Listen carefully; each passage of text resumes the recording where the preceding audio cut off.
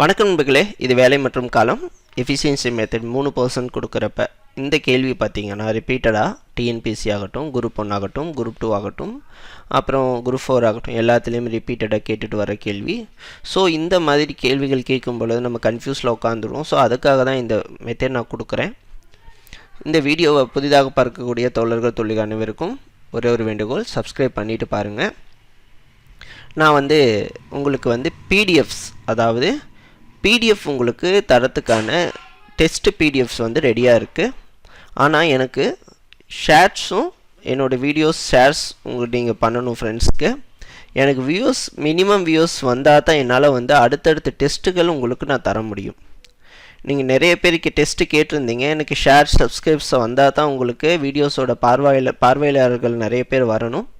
So எனக்கு இந்த விஷயம் நீங்கள் பண்ணி கொடுத்தீங்க அப்படின்னா உங்களுக்கு டெஸ்ட் பிடிஎஃப், உங்களுக்கு டிரைவ் லிங்க்கு அடுத்தடுத்த வீடியோக்குள்ளே இந்த வீடியோ முடிய அதுக்கு அதே மாதிரி கேள்விகள் அடங்கிய ஒரு வினா தொகுப்பு, தமிழ் மற்றும் ஆங்கில மீடியத்துக்கான வினா தொகுப்பு உங்களுக்கு நான் பிடிஎஃபாக எங்கே தரப்போகிறேன்னா டிரைவ் லிங்க்கில் தரப்போகிறேன். ஆனால் நீங்கள் எங்களுக்கு பண்ண வேண்டிய ஒரே விஷயம், சப்ஸ்கிரைப் பண்ணிட்டு பாருங்கள், ஃப்ரெண்ட்ஸுக்கு ஷேர் பண்ணுங்கள், வியூஸை அதிகப்படுத்துங்க.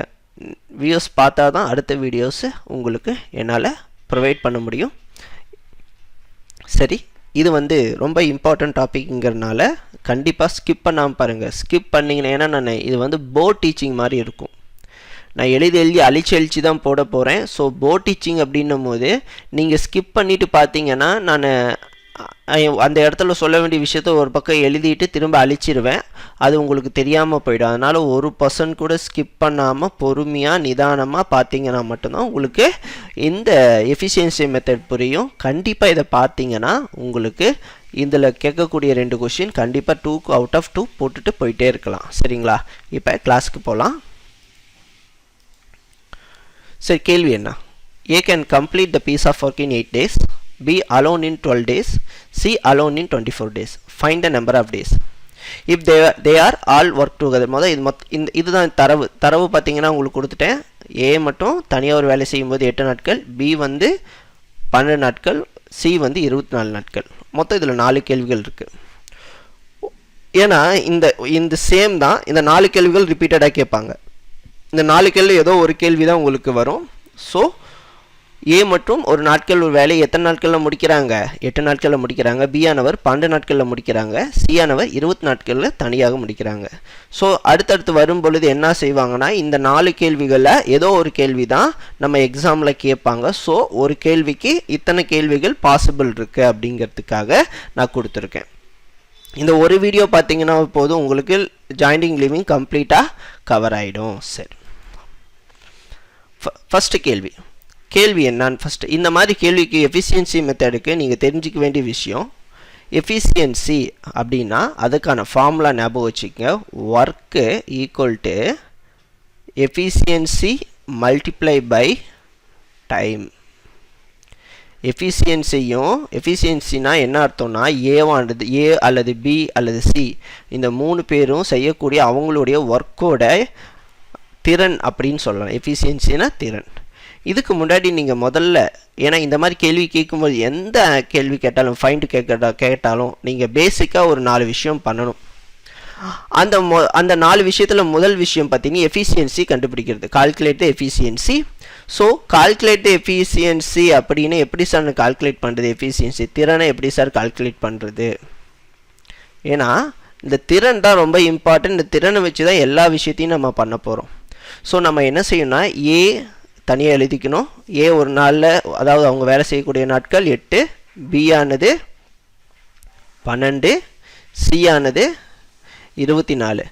ஆக்சுவலாக இந்த வீடியோ எடுத்துக்கூடிய ரீசன் என்ன அப்படின்னா, இந்த சம் பொறுத்த வரைக்கும் எப்படி இருக்கும் அப்படின்னா, இந்த பேசிக் சம் எதுக்காக ஃபுல்லாக உங்களுக்கு ஆன்சர் வரணுன்றதுக்காக நான் கொடுத்துருக்கேன்.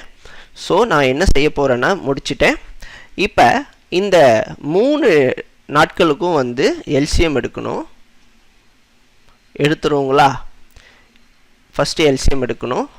அப்படி எல்சிஎம் எடுக்கிறப்ப 4, இது 2 தடவை அடங்கும், இது 3 தடவை அடங்கும், இது 6 தடவை அடங்கும். அடுத்தது 3, 2 அப்படியே வச்சுக்கணும், 1 தடவை அடங்கும், 2 தடவை அடங்கும், இது 2 1 1 1 அப்போ 4 3 2 24. ஸோ எல்சிஎம் நம்ம கண்டுபிடிச்சாச்சு. இந்த எல்சிஎம் பொறுத்த வரைக்கும் எல்சிஎம் கண்டுபிடிச்சாச்சு. ஸோ அதை நான் அழிச்சிடுறேன்.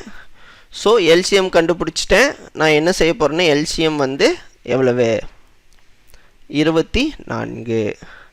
ஸோ இந்த 24 இந்த எல்சிஎம் அப்படிங்கிற விஷயம் வந்து 24ன்னு சொல்லிட்டீங்க. இதுதான் இல்லை, இது ஒர்க்கு.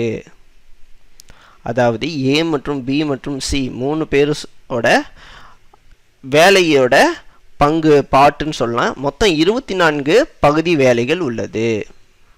மொத்தம் எத்தனை பகுதி வேலைகள் வேலைகளை நான் 24 பகுதியாக பிரிச்சுக்கிறேன். ஸோ கண்டுபிடிச்சிட்டேன். அடுத்தது இங்கே எஃபிஷியன்சி கால்குலேட் பண்ணணும். இந்த ஒர்க்கை வந்து 24 போட்டுக்குங்க. ஒர்க்கு நான் போட்டேன் 24.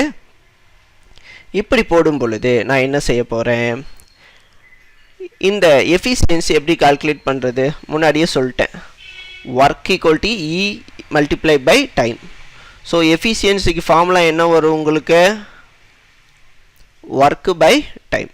ஸோ நான் என்ன பண்ணிட்டேன் எடுத்துக்கிட்டேன் ஒர்க்கு பை டைம் அப்படின்னு எடுத்துக்கும் பொழுது இந்த ஒர்க்கு 24 பார்க்கலாங்களா. அப்போ ஏவோட எஃபிஷியன்சி என்ன போடலாங்களா. அப்போ என்ன வரும் உங்களுக்கு 24 டிவைடட் பை 8 அடிச்சிங்கன்னா என்ன ஆன்சர் வரும் உங்களுக்கு 3. அதே மாதிரி பியோட எஃபிஷியன்சி எவ்வளவு, பியோட எஃபிஷியன்சி எவ்வளவு 24 மேலே போட்டுக்கணும், கீழே 12. அப்போ என்ன வரும் உங்களுக்கு 2 முறை அடங்கும். அப்போ இங்கே 2. அடுத்தது சியோட எஃபிஷியன்சி எவ்வளவு 24 டிவைடட் பை 24 ஈக்குவல் டு எவ்வளோ வருது 1. ஸோ இதோட எஃபிஷியன்சி 1 கால்குலேட் பண்ணியாச்சு. ஓகே சார், கால்குலேட் பண்ணியாச்சா? சரி, இப்போ இந்த எஃபிஷியன்சி எப்படி வந்ததுன்னு தெரிஞ்சிருச்சா? ஸோ இது நமக்கு தேவையில்லை, அதை நான் அழிச்சிட்றேன். நான் திரும்ப சொல்கிறேன், ஸ்கிப் பண்ணிவிட்டு பார்த்தீங்க அப்படின்னா சுத்தமாக புரியாமல் போயிடும். ஸ்கிப் பண்ணாமல் பொறுமையாக நோட்டு பேனை எடுத்து வச்சுட்டு பாருங்கள், அதுதான் உங்களுக்கு கரெக்டாக இருக்கும். ஸோ இப்படி கால்குலேட் பண்ணும் பொழுது மொத்தம் 6 சரி. இந்த எஃபிஷியன்சி 6ன்னு நான் சொல்லிட்டேன். இந்த 6 வந்து எதுக்காக சார் இந்த 3 ஆட் பண்ணணும் அப்படின்னு ஒரு கேள்வி வரும். ஏன்னா இது வந்து பேசிக் அப்படிங்கிறனால உங்களுக்கு ஒவ்வொரு ஸ்டெப்பாக புரியணுங்கிறதுக்காக பொறுமையாக சொல்லிட்டு வரேன். இந்த 6 எதுக்கு, இதுக்கு இந்த 2 ஆட், இந்த 3ஐயும் ஆட் பண்ணணும் அப்படின்னு. 3 ஏவோட எஃபிஷியன்சி, பியோட எஃபிஷியன்சி, சியோட எஃபிஷியன்சி ஆட் பண்ணணும். ஆக்சுவலாக இது என்னன்னா 6 பங்கு மொத்தம் ஒர்க் எவ்வளவு, இது 6 பங்குன்னு சொல்லலாம். மொத்த பங்கு ஒர்க் எவ்வளவு 24. ஸோ இது என்னன்னா ஏவும் பியும் சியும் சேர்ந்து ஒரு வேலையை செய்யும் பொழுது ஒரு நாளைக்கு பர் டே, என்னது பர் டேனா ஒரு நாளைக்கு எவ்வளோ வேலையை செய்வாங்க, 6 பங்கு வேலையை செய்வாங்க. புரியுதுங்களா? ஏ மற்றும் பி மற்றும் சி 3 பேர் சேர்ந்து ஒரு நாளைக்கு எத்தனை பங்கு வேலையை செய்கிறாங்க, 6 பங்கு வேலையை செய்கிறாங்க. ஸோ அதுக்காக தான் இந்த 3 ஆட் பண்ணுறேன். இது பேசிக் நல்லா தெரிஞ்சுக்கணும். இது பத்திரமா வச்சுக்கணும். எப்போவுமே இந்த விஷயம் தெரிஞ்சுக்கிட்டிங்கன்னா தான் உங்களுக்கு என்ன ஆகாது, மிஸ் ஆகாமல் கரெக்டாக இருக்கும். இதுதான் பேசிக்காக நீங்கள் பண்ண வேண்டிய விஷயம். எந்த கொஸ்டின் கேட்டாலும் இந்த பேசிக்காக இந்த விஷயத்தை பண்ணி வச்சுக்கிட்டு அதுக்கப்புறம் தான் நம்ம ஃபைண்டை கால்குலேட் பண்ணணும். முதல் கேள்வி என்ன சொல்லியிருக்காங்க ஃபஸ்ட்டு தெரிஞ்சுக்கணும். முதல் கேள்வி என்ன, if they are working together, அனைவரும் சேர்ந்து வேலை செய்தால் எத்தனை நாட்களில் அந்த வேலையை முடிப்பாங்க அப்படிங்கிறது. ஏதாவது கொஸ்டின் என்ன, ஏ ப்ளஸ் பி ப்ளஸ் சி ஒரு வேலையை செய்யும் பொழுது எவ்வளோ நாட்களில் அந்த வேலையை முடிப்பாங்க. நான் ஒர்க்குக்கு ஃபார்முலா என்ன சொல்லிட்டேன், முன்னாடியே சொல்லிட்டேன். ஒர்க்குக்கு ஃபார்முலா என்ன, எஃபிஷியன்சி மல்டிப்ளை பை டைம். இவங்க எத்தனை நாட்களில் முடிப்பாங்க அப்படிங்கிறது தானே கேள்வி. அப்போ நாட்கள் அப்படின்னா என்ன அர்த்தம், டைம் தானே. ஸோ இதில் டைம் எங்கே இருக்குது, இங்கே இருக்குது. ஸோ நான் என்ன செய்கிறேன், டைமை மட்டும் வச்சுக்கிறேன். டைமை மட்டும் வச்சுக்கிட்டு கொண்டு போகும்பொழுது ஒர்க்கையும் எஃபிஷியன்சியும் ஒர்க்கை எஃபிஷியன்சியால் டிவைட் பண்ணும் பொழுது, டோட்டல் ஒர்க்கை எஃபிஷியன்சியால் டிவைட் பண்ணும் பொழுது எனக்கு டைம் கிடைச்சிரும். பர் டே ஒர்க் எவ்வளவு 6. அதை பர் டே வந்து என்ன சொல்லியிருக்கேன், எஃபிஷியன்சி எவ்வளவு. ஸோ ஒர்க் என்ன, எஃபிஷியன்சி என்ன நமக்கு தெரியணும் இல்லைங்களா. சரி, W அப்படிங்கிறது டோட்டல் ஒர்க்கு, மொத்த வேலை. மொத்த வேலை எவ்வளோ கால்குலேட் பண்ணி வச்சுருக்கோம், 24. என்னது இது, என்னது மொத்த வேலை. மொத்த வேலை எவ்வளவு 24 பங்குகள். ஸோ இந்த மொத்த வேலையை தூக்கிட்டு வந்து இங்கே மேலே போட்டுக்கிறோம். எஃபிஷியன்சி என்னது, பர் டே எஃபிஷியன்சி எவ்வளோன்னு கொடுத்துருக்கோம் 6. ஸோ இந்த எஃபிஷியன்சி தூக்கி இங்கே போடுறேன். ஏன்னா A + B + C டுகெதர். அப்போ டிவைட் பண்ணும் பொழுது எவ்வளோ ஆன்சர் வரும், 24 6ஆல் டிவைட் பண்ணோம்னா 3 நாட்கள்.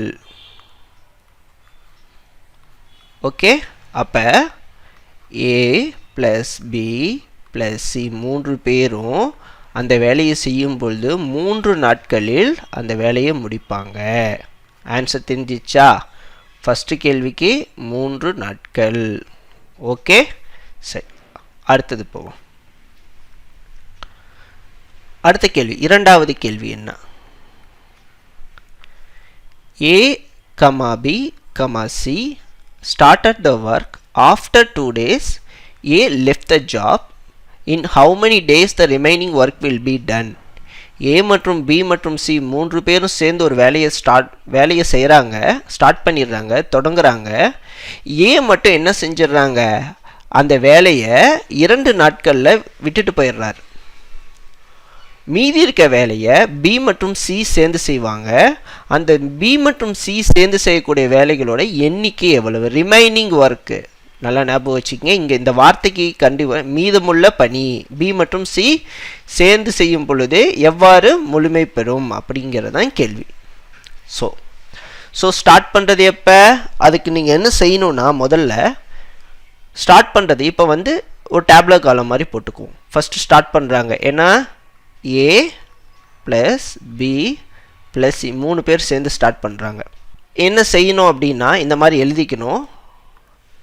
ஃபஸ்ட்டு எஃபிஷியன்சி, இங்கே டைமு, கீழே ஒர்க்கு. ஓகேங்களா, ஸ்டார்ட் பண்ணுறது எப்போ, A + B + C ஸ்டார்ட் பண்ண. அதுக்கப்புறம் என்ன செய்கிறாங்க, 2 நாட்கள் கழித்து, எத்தனை நாட்கள் கழித்து, 2 நாட்கள். அப்போ கழித்து என்ன செஞ்சிடறாங்க, A போயிடுறாரு. அப்போ B + C மட்டும் வேலை செய்கிறாரு. அப்போ A + B + C 3 பேர் சேர்ந்து வேலை செஞ்ச நாட்கள் எத்தனை, 2. இப்போ கேள்வி என்ன, அப்போ A + B + C ஒரு நாளுக்கான வேலை எவ்வளவு, என்னது ஆல்ரெடி கண்டுபிடிச்சி வச்சுருக்கோமா, இதுதானே A + B + C, அதுதானே பர் டே ஒர்க்கு.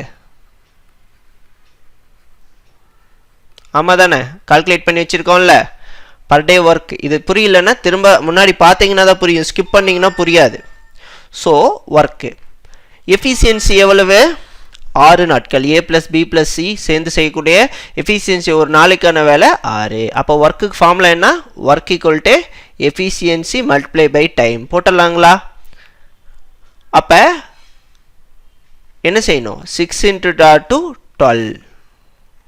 என்னது ஒர்க்குக்கு ஃபார்முலா என்ன, எஃபிஷியன்சி × டைம். ஸோ நான் போட்டுக்கிட்டேன். மொத்த பகுதி வேலை என்னது, 24. மொத்த பகுதி எவ்வளவு, 24ன்னு கால்குலேட் பண்ணி வச்சுருக்கோம். அப்போ ரிமைனிங் பார்ட் ஆஃப் ஒர்க் எவ்வளவு, 12. சரி, அப்போ பியும் சியும் சேர்ந்து வேலை செய்கிறாங்கல்ல, அப்போ அவங்கள எஃபிஷியன்சி எப்படி கால்குலேட் பண்ணுவீங்க, எஃபிஷியன்சி தானே, B 2 C 1. அப்போ பிக்கு எவ்வளவு, எஃபிஷியன்சி 2, சிக்கு வந்து 1. அப்போ மொத்தம் 3 பகுதி. ஸோ எனக்கு டைம் வேணும். இங்கே இதுதானே கேள்வி. கேள்வி என்ன, இதுதான் கேட்குறாங்க, இதுதான் கேள்வி. இங்கே இருக்க இதுதான் கேள்வி, இந்த டைம் தான் கேட்குறாங்க. ஸோ நான் டைம் கால்குலேட் பண்ணுறேன். டைமுக்கு ஃபார்முலா என்ன போட்டிருக்கேன், என்ன டைமுக்கு ஃபார்முலா போடுவீங்க, ஒர்க்கு / எஃபிஷியன்சி. அப்போ ஒர்க் எவ்வளவு 12. இந்த 12 டிவைடட் பை எஃபிஷியன்சி 3. அப்போ எவ்வளவு 412. அப்போ ஆன்சர் என்ன? ஆன்சர் என்ன? இங்கே 4 நாட்கள். சரி, ஒரு கேள்வி கேட்கலாம் சார், எனக்கு இங்கே டவுட்டாக இருக்குது. இந்த 12 எப்படி வந்துச்சு? டவுட் வரும். ஸோ நான் அதுக்காக தான் சொல்ல போகிறேன்.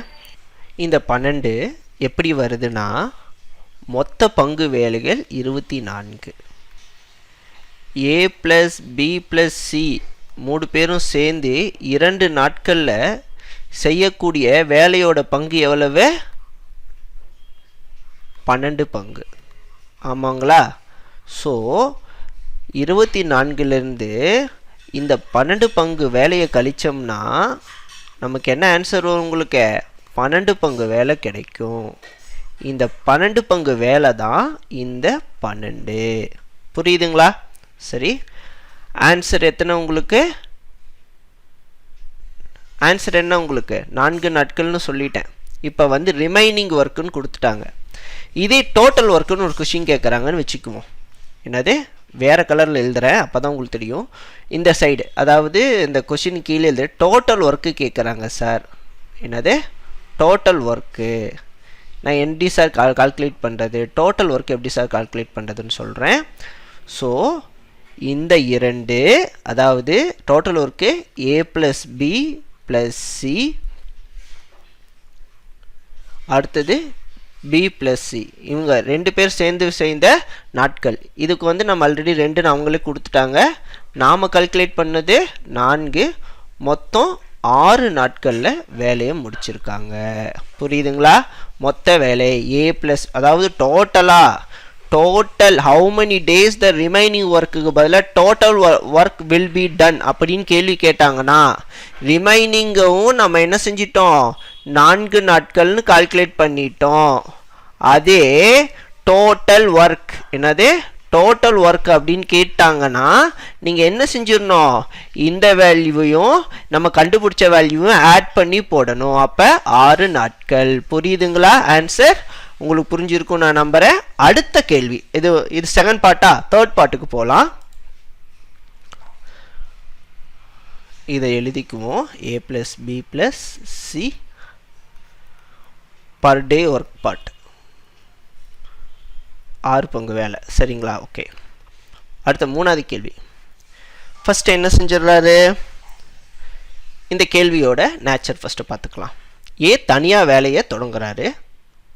2 நாட்களுக்கு பிறகு பி மற்றும் சி வராரு. ஸோ முழு வேலையை முடிக்க, முழு வேலைன்னு கொடுத்துட்டாங்களா டோட்டல் ஒர்க்கு. அப்போ நல்ல ஞாபகம், ரிமைனிங் ஒர்க்குன்னு கேட்டாங்கன்னா வேறு டோட்டல் ஒர்க்கு. அப்போ மொத்த நாட்கள் 2 பேர் சேர்ந்தா இந்த 3 பேர் சேர்ந்து செய்கிற வேலையை எவ்வளோன்னு கேட்குறாங்க. இப்படி கேட்கும் பொழுது நம்ம என்ன செய்யணும்? ஃபஸ்ட்டு ஏ தனியாக தானே ஸ்டார்ட் பண்ணுறாரு. ஸோ ஏ தனியாக போட்டுக்கணும். அதுக்கப்புறம் என்ன பண்ணுறாரு? யார் வரா? அதுக்கப்புறம் என்ன வராங்க? A plus B plus C. B plus C சேர்றாங்க. அப்போ 3 பேர் சேர்ந்து வேலையை செய்கிறாங்க. ஆஸ் யூஷுவல் இதுக்கு எஃபிஷியன்சி போட்டுருவோமா? இதுக்கு efficiency time work as usual. So கோடு போட்டாச்சு. எஃபிஷியன்சி இது டைமு, இது ஒர்க்கு. இப்போ பார்க்கலாம். ஃபஸ்ட்டு இனிஷியலாக ஏ தனியாக ஸ்டார்ட் பண்ணுறாரு. ஸோ ஏவோட எஃபிஷியன்சி இங்கே கால்குலேட் பண்ணி வச்சுருக்கோமா? 3. அடுத்தது ஏ ப்ளஸ் பி ப்ளஸ் சியோட எஃபிஷியன்சி எவ்வளவு? 6. ஸோ நோட் பண்ணிட்டோம். சரி, அடுத்தது இந்த ஏ மட்டும் தனியாக எத்தனை நாள் வேலை செய்கிறாரு? 2 நாட்களுக்கு பிறகு தானே பி ப்ளஸ் சி வராங்க. அப்போ ஏ மட்டும் தனியாக வேலை செய்யக்கூடியது 2. இப்போ கால்குலேஷன் என்ன? இங்கே எவ்வளவு தெரியாது, கால்குலேட் பண்ணணும். சரி, இப்போ கால்குலேட் பண்ணலாங்களா? நமக்கு ஆஸ் யூஷுவல் நமக்கு தெரியும், ஒர்க்கு கால்குலேட் பண்ணணுன்னா ஃபார்முலா என்ன? Work equal to E multiply by T. 3 × 2 எவ்வளவு? 3 × 2 எவ்வளவு உங்களுக்கு? 6. ஸோ நான் கால்குலேட் பண்ணிடுறேன். ஸோ இங்கே ஒர்க் எவ்வளவு? 6. ஸோ மொத்த வேலை 24 பங்கு. அதில் 6 பங்கு போயிடுச்சுன்னா எவ்வளவு? 18 பங்கு வேலை மீதம் இருக்கு. அந்த 18 பங்கு வேலையை தான் யாரு பண்றா? A plus B plus C சேர்ந்து பண்றாங்க. புரியுதுங்களா? சரி. ஸோ 18 பங்கு வேலை கால்குலேட் பண்ணியாச்சு. அப்போ டைமுக்கு ஃபார்முலா என்ன? நம்ம ஆல்ரெடி கால்குலேட் பண்ணி வச்சுருக்கோம், நமக்கு தெரியும். டைமுக்கு ஃபார்முலா என்ன? T ஈக்குவல் டு என்னது உங்களுக்கு? T மட்டும் தனியாக வச்சுக்கிட்டோம்னா என்ன வரும் உங்களுக்கு? Work by efficiency. ஒர்க் எவ்வளவு? 18 டிவைடட் பை எஃபிஷியன்சி எவ்வளவு? 6. அப்போ உங்களுக்கு என்ன ஆன்சர் வரும்? இங்கே 3 டேஸ் வரும். சரிங்களா? கேள்வி என்ன? டோட்டல் நம்பர் ஆஃப் ஒர்க், அதாவது டோட்டல் நம்பர் அப்படின்னு என்ன அர்த்தம் உங்களுக்கு? டோட்டல் நம்பர் அப்படின்னு என்ன அர்த்தம்? முழு வேலை. இந்த டோட்டல் வேலை 24 பங்கு வேலையை எவ்வளோ நாளில் முடிச்சிருப்பாங்கன்றது தான் கேள்வி. அப்போ A ப்ளஸ் வேலை செஞ்ச வேலை டேஸ், அப்புறம் A plus B plus C வேலை செஞ்ச வேலை. அப்போ என்ன உங்களுக்கு வரும்? A மட்டும் நம்ம 2 கால்குலேட் பண்ணியிருக்கோம், B வந்து 3 அதாவது A plus B plus C செஞ்ச வேலையை 3 நாட்கள் கால்குலேட் பண்ணியிருக்கோம். ஆன்சர் பார்த்தீங்கன்னா 5 டேஸ். அப்போ ஆன்சர் என்ன உங்களுக்கு? எதுக்கு? 5 டேஸ் ஆன்சர். உங்களுக்கு புரிஞ்சிருக்கும் நான் நம்புகிறேன். ஓகே, சரி. இப்போ அடுத்தது இன்னொரு மாதிரி எப்படி சார் கேள்வி கேட்கலாம் யோசிப்போம் இல்லைங்களா? யோசிக்கலாம். ஸோ ஆஸ் யூஷுவல் நமக்கு தெரிஞ்ச விஷயந்தான் A plus B plus C per day. Okay, ஒரு நாளைக்கு 6 பங்கு வேலைகள் A plus B plus C 3 பேர் சேர்ந்து செஞ்சால் வேலை. இப்போ நம்ம இங்கே பார்க்கலாங்களா? ஃபஸ்ட்டு என்ன கேள்வி? A மற்றும் B வேலையை தொடங்குறாங்க, சரியா? ஆக்சுவலாக இது கொஞ்சம் கன்ஃபியூஸாக இருக்கும், இங்கே வேணாம், இங்கிலீஷில் பார்த்துக்கலாம். A complete the piece of work, அதாவது A and B started the work after 2 days, C also joined with them. அப்போ ஃபஸ்ட்டு ஆரம்பிக்கிறது என்னமோ A ப்ளஸ் B தான். அதுக்கப்புறம் யார் வரா உங்களுக்கு? C ஜாயின் பண்ணிடுறாங்க. திரும்ப என்ன, யார் வெளியே போகிறா? A ப்ளஸ் B வெளியே போகிறாங்க. அப்போ C மட்டும் தனியாக வேலை செய்கிறாரு. இதுதான் 3 கான்செப்டாக பிரிச்சாச்சு. ஆஸ் யூஷுவல் நம்ம என்ன செஞ்சிடலாம்? நம்ம போடுறது எஃபிஷியன்சி இங்கே போட்டுக்கிறோம், அடுத்தது டைமு, ஒர்க்கு. ஸோ எப்போ நீங்கள் இந்த மாதிரி கேள்விகள் கேட்கும் பொழுதும் இந்த மாதிரி போட்டுக்குங்க.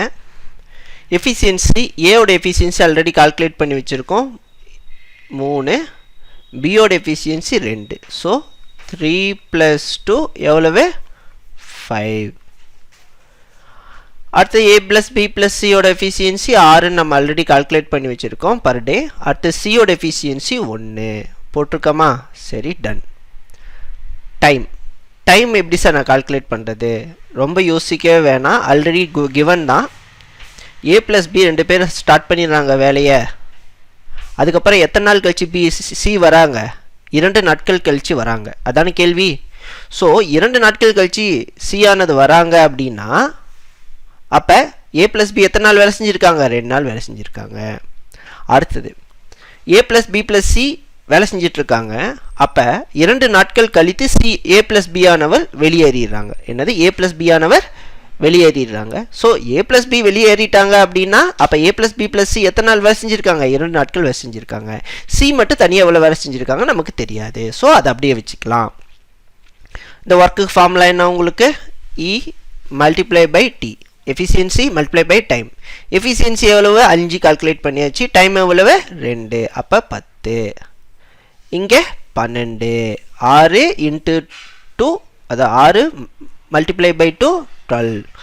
6 2 12. சரி, இங்கே நமக்கு கால்குலேட் பண்ண நமக்கு தெரியாது. ஸோ ஃபஸ்ட்டு ஒர்க்கை நம்ம இதை வச்சு கால்குலேட் பண்ணலாம். எப்படி சார் ஒர்க்கை கால்குலேட் பண்ண? டோட்டல் நம்பர் ஆஃப் ஒர்க் எவ்வளவு? டோட்டல் பார்ட் ஆஃப் ஒர்க் எவ்வளவு? 24 பகுதிகள். மொத்த பகுதி வேலை எவ்வளோ முடிஞ்சிருக்கு? A ப்ளஸ் B சேர்ந்து 10 பகுதி வேலையை முடிச்சிருக்காங்க. A plus B plus C சேர்ந்து 12 பகுதி வேலையை முடிச்சிருக்காங்க. ஸோ 24லேருந்து அந்த இது ரெண்டையும் ஆட் பண்ணிங்கன்னா 22 கிடைக்கும். 10 + 12 22 பகுதி வேலைகள் முடிஞ்சிருச்சு. ஸோ கழிச்சிங்கன்னா 2 பங்கு வேலை மீதம். பாக்கி இருக்க 2 பங்கு வேலையை தான் சி ஆனவர் செஞ்சுருக்காங்க. அப்போ டைமை கால்குலேட் பண்ணலாங்களா? இதை வச்சு டைமை கால்குலேட் பண்ண என்ன வரும் உங்களுக்கு? Work divided by efficiency. Work எவ்வளோ வருது உங்களுக்கு? Already calculate பண்ணியிருக்கோமா? ஒர்க் எவ்வளவு? 2 டிவைடட் பை எஃபிஷியன்சி எவ்வளவு? 1. அப்போ ஆன்சர் 2. அப்போ இங்கே என்ன ஆன்சர் வரும் உங்களுக்கு? டேஸ் 2 days ஒர்க் பண்ணியிருக்காங்க. இது கிளியராக இருக்கும்னு நம்புகிறேன். சரி, இது முடிச்சாச்சுங்க சார். கேள்வி என்ன சொல்கிறாங்க?